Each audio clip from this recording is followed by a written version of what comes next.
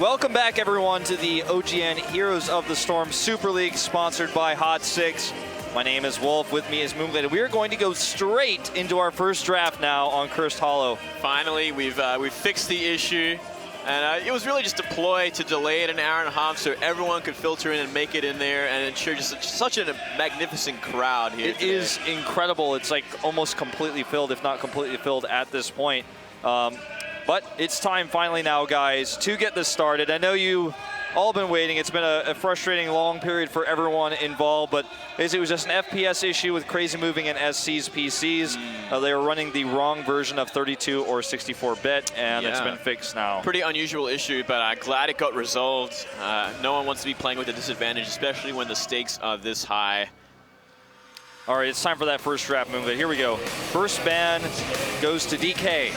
All right, and remember, it is Cursed Hollow, so it is kind of get the feel of the map. It is one of those bigger maps, probably the longest sort of game you'd get on this map as well, we did speak about earlier. So it's going to really come to show in these picks and bans. And look at that, first off the bat, Sonya, and then Uther. It's such a respect ban. Oh, first pick Illidan.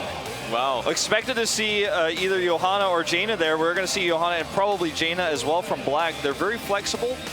And there they go, grabbing both of those instantly. There you go. Well, let's see what DK is going to pull up. Abathur, perhaps? I think that would be a pretty good choice in this kind of situation. Almost 100% right, or they might want to grab Brightwing. They could actually lock onto both of those right here, right now. They could. I mean, they're going to be giving up an important tank pick, perhaps, and a support, but beyond that, not a bad choice. Illidan is such an interesting first pick on this map of all maps. I feel like he's somewhat stronger on other maps, but this map, he doesn't do too much to delay tributes unless he metamorphoses into it. Abathur, all right. Okay, so they are going to grab a tank. A good counter. There's the Brightwing ban instantly from Black. They're not going to let them have Brightwing, Illidan, Abathur. Yeah, not the trifecta. They don't want to let that go. And what is DK going to ban out next? They see Johanna and they see Jaina. Maybe a Muradin ban here. Could get rid of Muradin, but Black like to go for Kharazim anyway. That's true. This is going to be a tough choice. No, Muradin ban does stop the auto attacks of both Illidan and Tyrael. They're going to ban out the Butcher instead, though, which is a really popular pick right now in Korea. Yeah, not a bad counter to Illidan either. And look at that, Zeratul, Kharazim as the next picks. Black leaving that last pick as a counter pick. Tassadar Rhaegar as well. This is one of the fastest draft we have had this entire tournament. Not a second of bonus pool. Yeah. I guess they've had a lot of time to think about this one. They've had like an hour to think about what they're going to be picking on this map. So I'm not too surprised it's going this fast. Both teams really want to get into this game. I really like a Muradin pick here for Black. You like a Muradin pick? I like that, I did too. You know, it's not a bad choice. They could go for that secondary tank. Nubarak is also a great choice here, I feel, for a lot of disruption. Cocoon would do a lot of work against Illidan. They're really thinking about this. It's actually the first time we're eating into the bonus pool in this draft. Yeah, well, I guess they got to slow down after that Tassadar pickup. They're like, whoa, okay. They got a pretty hard counter to Zeratul now. It's going to get a little bit harder for him to try and find a way in here. Well, with all the shields from Abathur and Tassadar on Illidan, he's going to live a long time. Plus, Sanctification, don't forget, is another great pickup. And then Rhaegar's Burst Heal. So it's basically just a game of keep the Illidan alive as he kills everybody. He really is the Superman of this game. It used to be a term we used back in Warcraft 3, Superman for the Demon Hunter, but this time they're really sticking to that lore. They're going to keep him up, keep him alive for as long as possible. The question is who's going to be playing him as well. I would expect we're going to see Sniper play him in this particular case. He's usually the flex player who plays these heroes like Zeratul, like Illidan, that are so high skill cap. Black is really thinking about this. I think they're probably trying to decide, do we want to grab Leoric here? Do we want to grab Muradin? Or do we want some further sustainability, or rather not sustainability, some further sustained damage, you know, for another damage dealer? Because Zeratul himself is not going to be the best at killing an Illidan that is constantly being healed. Yeah, it's kind of a tough choice at this point. It's a big dilemma. You know, this is a solid comp from DK. We haven't seen it yet in Korea, but you could just look at it and see how it kind of fits together. Muradin would make sense as well. Thrall! Okay. A lot of disruption here. A lot of disruption, a lot of melee damage. I like it a lot. This is going to get crazy. This is an insane first draft. What did I tell you guys? You know, going to this one, we're going to see some weird picks. It's definitely going to get a little bit out there. And MP Black just going to pick Thrall as 5th pick. The first time we have seen him in Korea. And we'll see if he actually brings that extra damage to the table. And, of course, some disruption he can bring to Illidan as well. Yeah, he got a good amount of lockdown and that disruption, and especially Sundering. So it's going to be exciting to see how this is going to work out there. Clearly want to deal with that Illidan, though. He's going to be the #1 target, the #1 problem. That's right. All right, game 1 is loaded. Finally here, ladies and gentlemen, this is the grand finals of the Heroes of the Storm Super League. I'm Wolf. With me is Moonblade. We've got a ton of fans here in the audience. Let's jump into game number 1 on Cursed Hollow.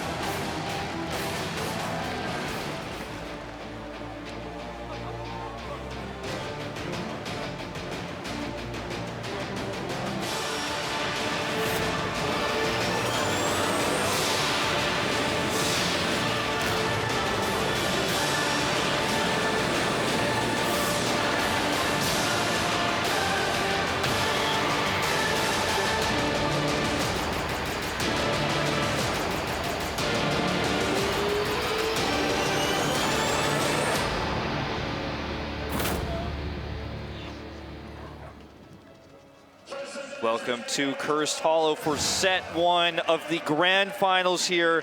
This is the Korean Road to BlizzCon, the Hot 6 Heroes of the Storm Super League. Let's jump into it. That's right, indeed. Whoever wins this series will be making it to BlizzCon to represent Korea.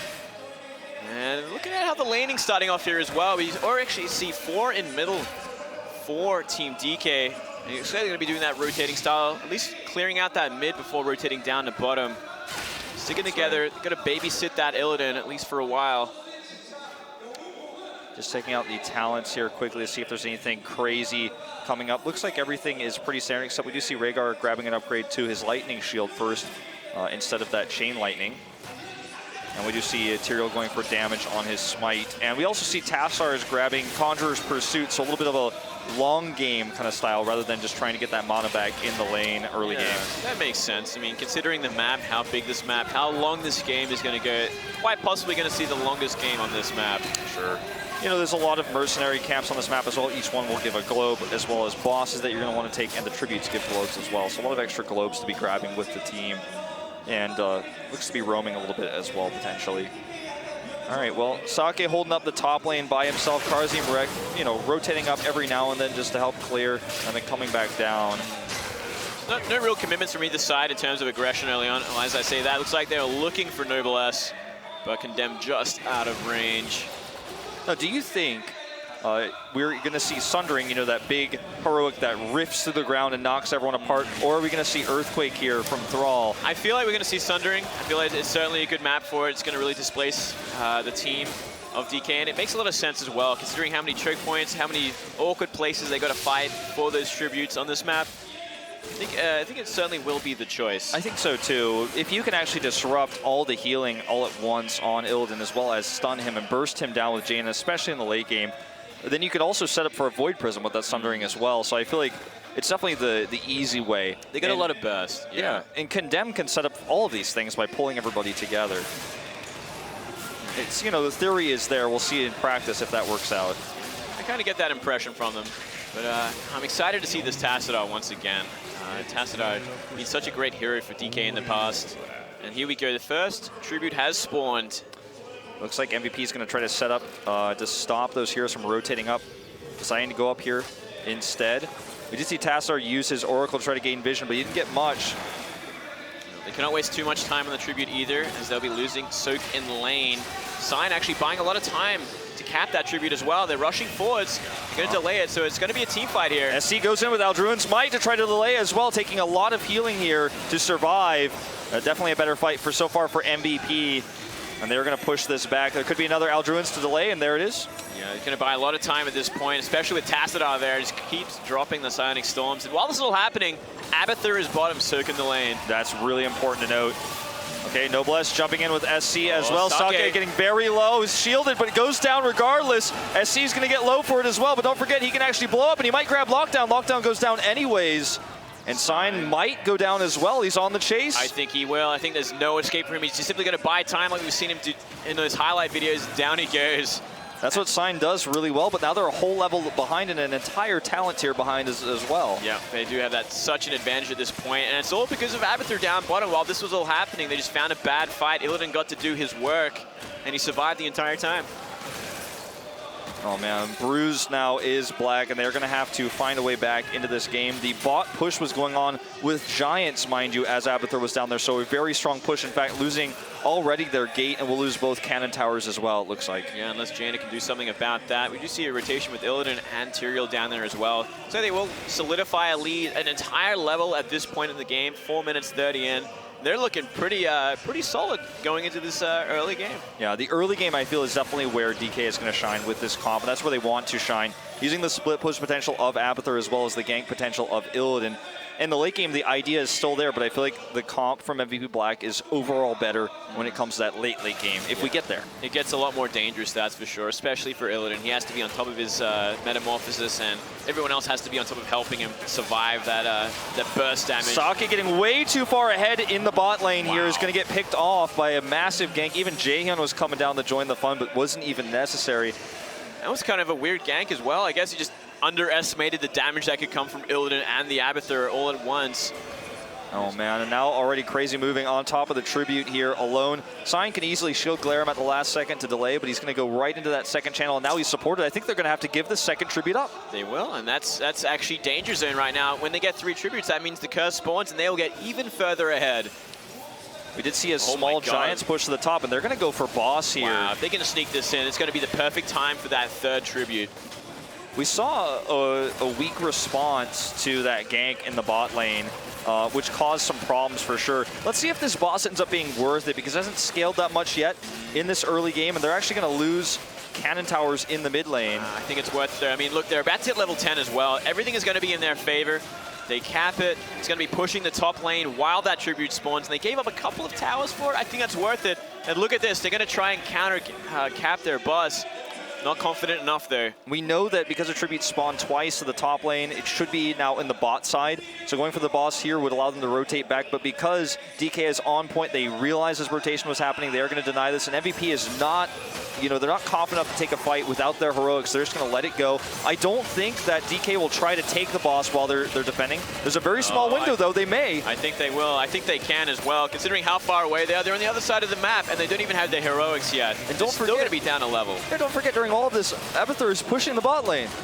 So bot is being pushed by Abathur, top is being pushed by boss. They've got not only the steal, the bruisers, but they have stolen the boss, and they're going to rotate back to a perfectly spawned Tribute in the bot. As I said before, they knew it was going to spawn in the bot location, and there it is. They can just go ahead and grab it. Yep, they're going to have Curse plus a very healthy boss to push that bottom lane, or any lane they desire, and they're just running away with this game, especially in the early game. MVP Blacks has an ability to turn this around. It's not like they're down a talent tier yet, but things are getting out of hand very quickly. I do think it's very smart what we are seeing from Black, because they're trying to use their composition to burst down these forts, down these cannon towers as fast as they can during these moments, but they're not going to try to take a bad Tribute fight. They know that's not possible, but what they can do while they know that everyone is out of position, take a top fort, and that's what they've done here. They're now just going to have to sit back and defend.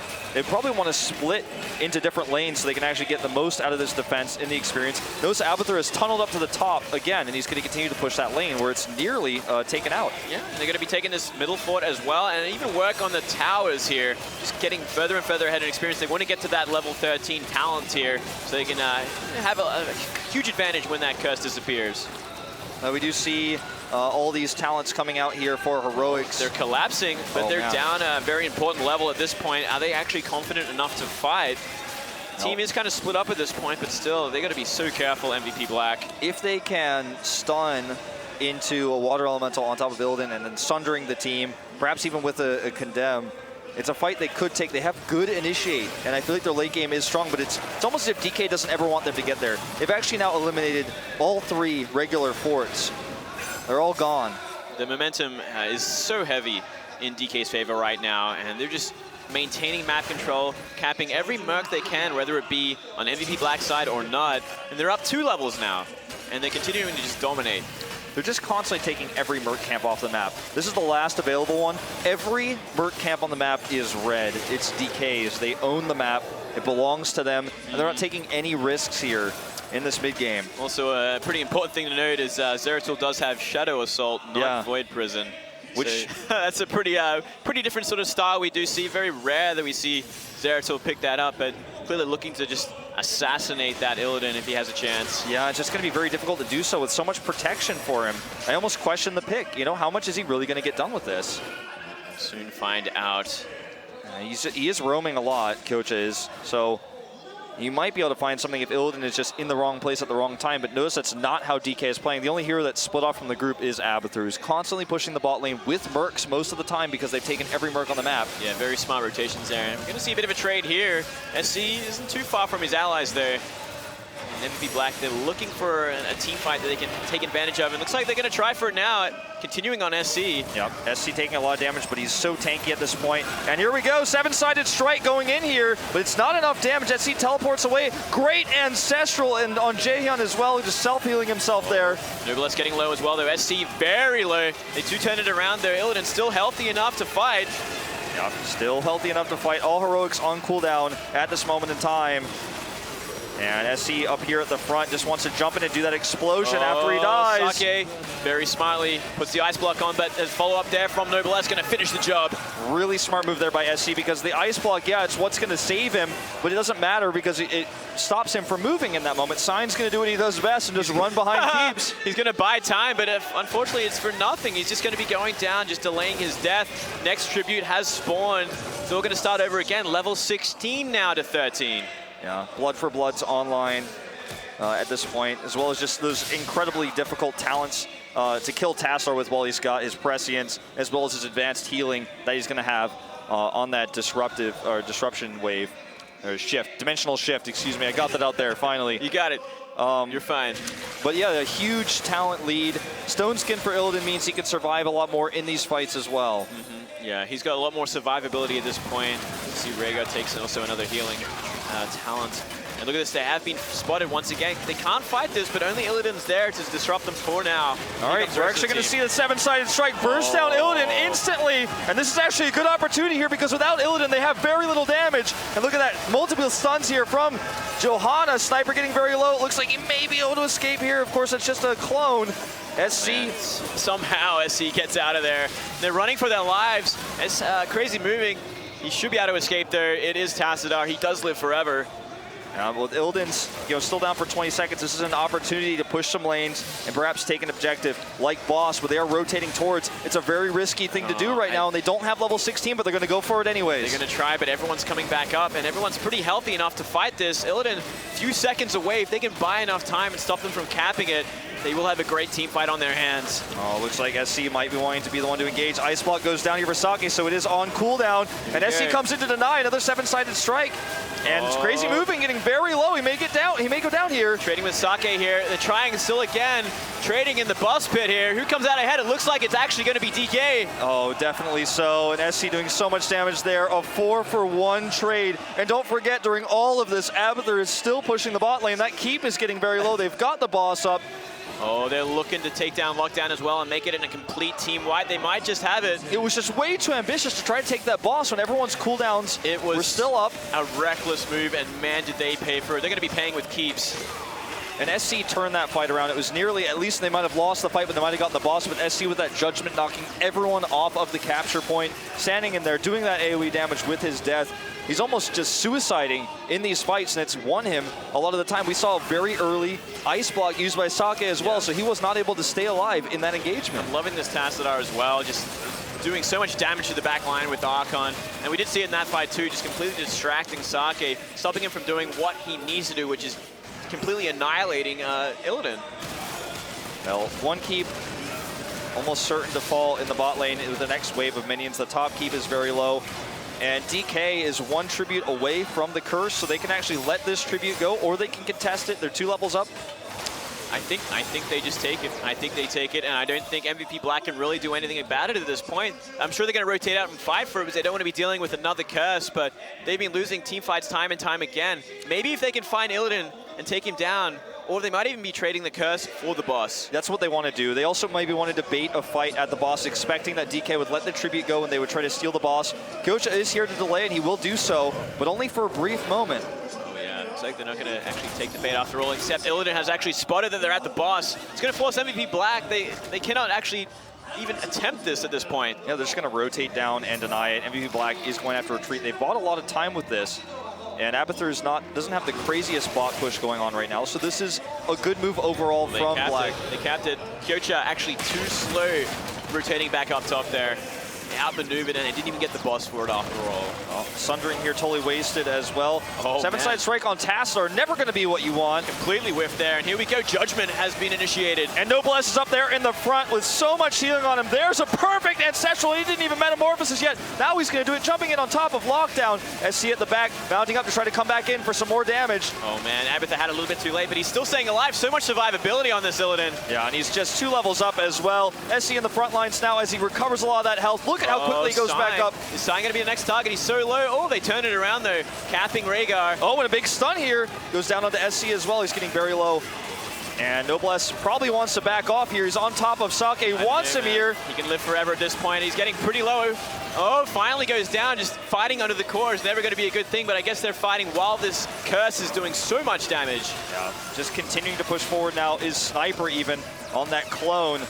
And Merryday just barely staying alive here. He's trying. Sniper really wants it. Doesn't get him after all, but all the keeps have gone down. Only the core remains. That's exactly right. And now they can just simply port back, you know, Hearthstone home, heal up, and now start to take the remaining Merc camps. I think this is MVP's Black's only chance to take boss. The problem being that if they leave their base, they're possibly going to get backdoored. All the lanes are pushed, and they've got, you know, those siege minions in every single lane. So taking boss immediately is too risky, and this gives just enough time back to DK to rotate down and try to deny. Yeah, down comes DK as you say that. They're going to try for it, but they've been spotted already. Do they commit to this is the next question. Well, it's tough to say. Illidan's still down for 10 more seconds. Looks like they just want to trade here. Seven-sided strike coming in, and a Sundering as well. This might have been a bit risky. SC and Crazy Moving getting very low. This could be too much though. Kyocha actually going down beyond this there, and he's staying alive. SC somehow going to be judgmenting on to just buy even more time. Lockdown. Oh, and everybody's coming in. Rhaegar's coming in. Look at that, jumping in on top of these heroes, trying to damage them. Sign is going to delay, but the boss does not cap. No, when you have those Storm talents, just everything changes. It doesn't even matter that it's like 2v4. That boss helped out a lot during that. Sign going to be going down once again as usual. And that's a 60-second respawn timer, and DK is just going to force the issue here because, again, every lane is pushed. You know, their Nexus is going to start to take shield damage soon from these minions. Yep, and if the minions don't do it, this boss certainly will at this point. Level 21 to 19, they don't even have their Storm talents yet. How could they possibly defend against this? Well, down goes that boss, pushing the wave, and they may just go for the core with their next push. They don't have SC right now, so you know, during this 20-second window while the boss is pushing, they're going to use that extra space to take these bruisers. I would not be surprised if they even jump up and grab those siege giants as well. Safety first, push every lane. You know, there's no point risking at this point. Just solidify the win. Even though SC isn't up. Oh, here comes a Sundering and a seven-side strike. There is a perfect Ancestral on Noblesse scheme alive. Kyocha is certainly going to go down, and Merryday gets very low. And don't forget, the boss is pushing with this as well. This might just be too much. Moonglade Lockdown will survive, barely getting back into the fountain in time, but this core getting very low already. And down, I mean, down goes the core, down goes the shields, everything else getting run out. They're just buying time. Just distracting the heroes while that core gets lower and lower. Look at the BM as well. The Crazy Moving BMing here. Down goes the core, and GG in game number 1. DK taking a very important win.